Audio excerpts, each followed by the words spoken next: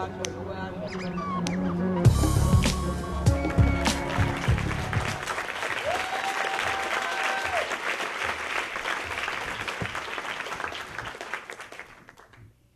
y'all doing?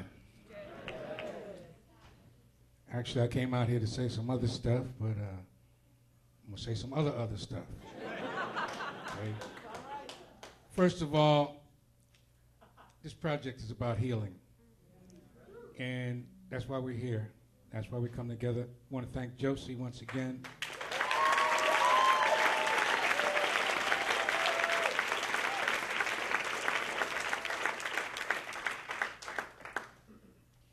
When I was a child, I went to my mother and my father and I said, I wrote this poem. I was about 7 years old. It was about 53 years ago. So I wrote this poem. My mother looked at me and my father looked at me real strange, because all the poets that my parents knew were gay. Okay, County Cullen was gay, Langston Hughes was gay, James Weldon Johnson was gay, James Baldwin was gay. So when I told them I was a writer, they immediately understood that I was gay. So for the next 30 years almost, I never told my parents about my writing a poem, a short story, a play, or any of that thing, because that was information that they couldn't deal with. They couldn't handle that. I want to say that most Americans rarely acknowledge the subtle level of propaganda in our daily lives or recognize where our prejudices come from. We have become comfortable with the notion of you people. What do you people want? What do you people expect? You know who you are. You people don't look right. You people don't smell good. You people are ignorant. You people don't want to work. You people ought to go back where you came from. You people don't share my religious views. You don't pray like I do. You don't speak like I do. Some of you people don't even speak English at all. You people just don't understand. You people don't even have the same sex the same way as I do. You people get on my nerves. You people are always, always, always complaining. You people are inferior to us. You people can be anybody we can find a difference with. Americans don't like you people. You people know who you are.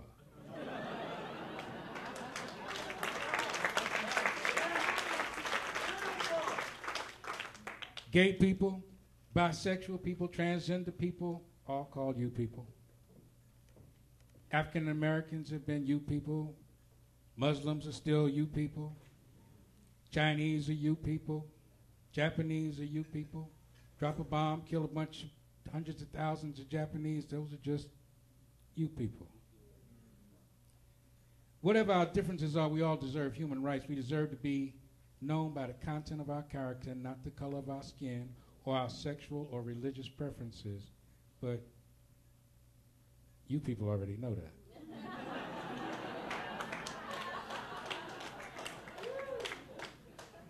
But as I stand before you this evening, you see a black man, even though my skin is brown. You know that if you had your Crayola box of primary color crayons plus black and white when you were a child, you know that my skin is brown. And the people who call themselves white are in fact pink.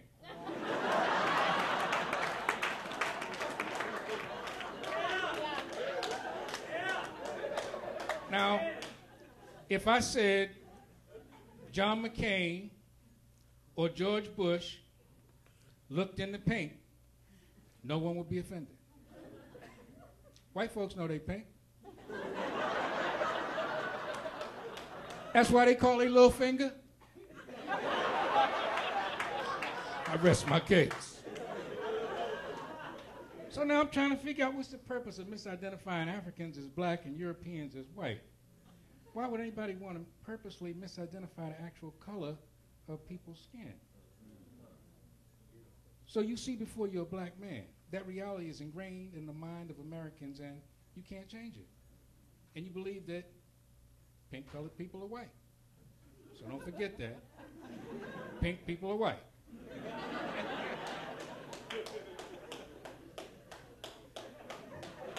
Unlike this handkerchief. Okay, now, when the average American sees an African man, their mind makes associations to things that they know and have heard about men of African descent. So a man of African descent is no longer a human being. An African man is that image in America's mind. And the media actively supports images of African men in America as negative and unpatriotic. The media tells us that black men rob, kill, rape, murder. Television says 33% of black men abandon their children, 33% of black men are sent to prison or jail before the age of 50, 60% of black males are born at or below the poverty level, 50% of black males fail to finish high school.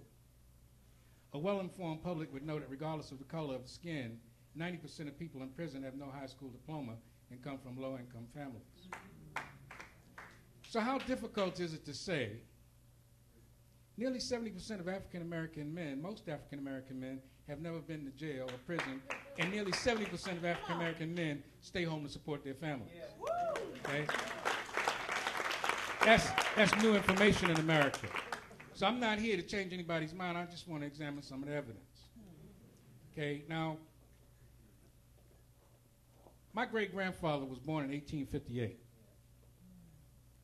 And when I was a child, he was my primary child care. He's the person that taught me how to tie my shoes, how to read, how to write, how to ride a bike, how to throw a ball. Okay? But I grew up in a house with my father. Okay? And my father grew up in a house with his father, and his father died from a stroke at the age of 42. So my father had to quit high school to help support his 11 siblings. America doesn't tell that story. My father never finished high school, but he was determined that I would. Nobody ever talks about men like my father. I remember that my father was usually tired when I saw him. My father worked 10 to 12 hours a day, 6 days a week. He didn't go to church or believe in miracles. He just went to work every day, and we ate every day, and we usually paid the rent on time. My father never played with me. His life was always serious. He never played baseball with me, but my great-grandfather did. My father lived in an America where men did not hug and kiss their sons. He lived in an America where men don't display affection to their sons. He taught me that real men don't show affection and compassion. Affection between men was not in our comfort zone. I was 40 years old before I ever kissed and hugged my father.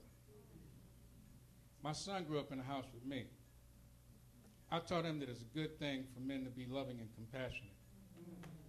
My son has 6 sons and 2 daughters. And because he is, in your minds, a black man, I guess I need to let you know that his children are all from the same wife. He works 10 to 12 hours, 4 days a week. My son and his sons kiss me and hug me whenever we greet one another. My grandchildren kiss and hug me all the time with absolutely no regard for my replaced knee or the fact that I've had a couple of strokes in the past few years. Nobody talks about us. We are part of the silent majority of African American men, and we are proud to be loving and compassionate men.